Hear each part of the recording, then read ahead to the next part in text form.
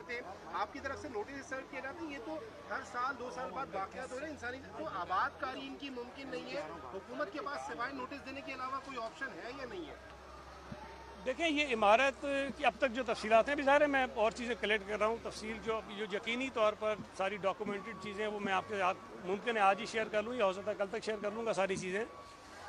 74 की बता रहे हैं कि ये इमारत है, हो सकता है कि 2-4 साल आगे पीछे हो, मैं यकीन से नहीं कह सकता, जो मुझे अभी तक बताया गया है। इनको पिछले कोई 4-5-6 सालों से नोटिस दिए जा रहे हैं, और एक नहीं कई नोटिस इनको दिए गए थे कि ये खाली करें। लेकिन मैं शहरियों की मुश्किल को भी अंडरस्टैंड कर सकता हूँ, लेकिन मैं फिर कह रहा हूँ कि एक तरफ आप के लिए वो जो घर है आपका जिसमें आप रह रहे हैं, दूसरी तरफ आपकी जान है।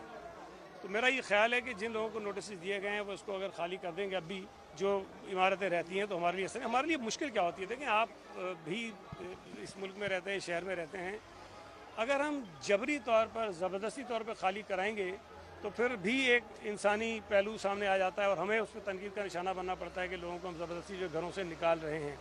तो इसमें मेरा ख्याल है कि हमें मीडिया के भी साथ की ज़रूरत होगी, लोगों के भी साथ की ज़रूरत होगी कि हमें अगर इस किस्म के वाक़यात से बचना है, और आज कितनी मासूम जानें जो है ज़ाया हो गई हैं, अगर हमें इस किस्म के वाक़यात से बचाना है, लोगों की जानों को महफूज रखना है, तो शायद हमें कुछ सख्त इक़दाम भी करने पड़ेंगे, जिसमें हो सकता है कि लोगों की छत हम उनसे ले लें, लेकिन कम से कम उनकी जान बचाने में जो है वो कामयाब हो जाएंगे।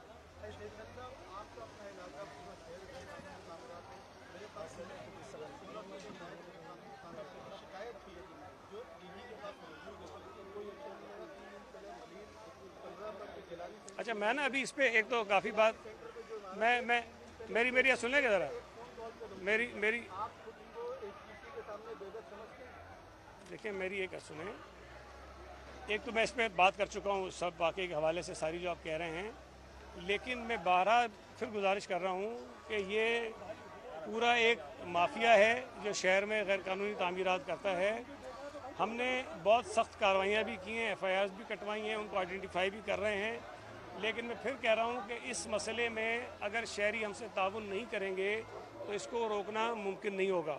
मैं एक बात बार बार कहने की कोशिश कर रहा हूँ कि देखें, ये डिमांड की बात होती है। हम ये चाह रहे हैं कि हम ये डिमांड ख़त्म करें। जब शहरी लेना छोड़ देंगे तो उसकी डिमांड ख़त्म हो जाएगी।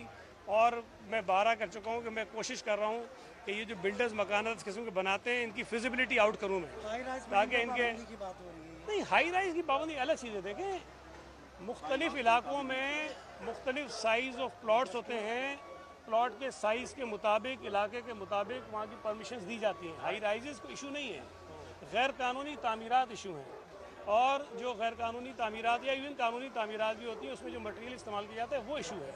तो ये एक बहुत बड़ा एक पूरा एक सिस्टम है।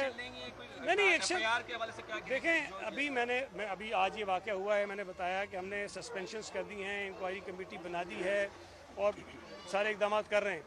लेकिन मैं कोशिश ये करूँगा कि अब कम से कम जो आइडेंटिफाइड डेंजरस बिल्डिंग्स हैं उनको खाली कराने का एक तरीक़ेकार मुतय्यन करें और लोगों को वहाँ से निकालें, ताकि मज़ीद का तयन हुआ है, कौन मालिक है, कहाँ है?